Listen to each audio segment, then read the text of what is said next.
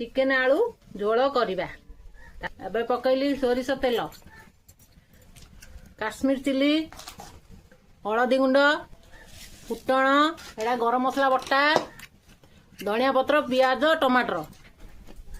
एटा अदा रसुण पियाज पेस्ट एटा चिकेन एटा आलू एबे पकेबा आमे फुटण पियाज चुली रोसे बहुत टेस्ट लगे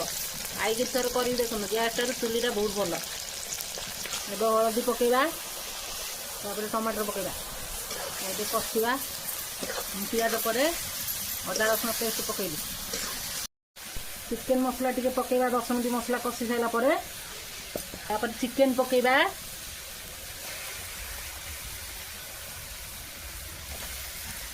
तापर आलू पकेबा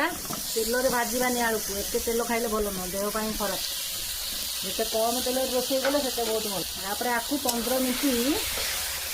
लुण टे पकई स्वाद अनुसार कषेबा 15 मिनट हो गला हमर चिकेन आलू सिझी आसला एथर टे पानी देदेबा ना चिकेन आलू झोल केमती हम बहुत बढ़िया लगे तापर छाड़ीदेवा टे फुटा को घोड़े देवा एथर देखंतु चिकेन तरकारी प्रस्तुत हो गला आमे धनिया पत्र आउ दालचीनी गुजराती जीरा बटा गरम मसला देदेवा बढ़िया स्वाद लगे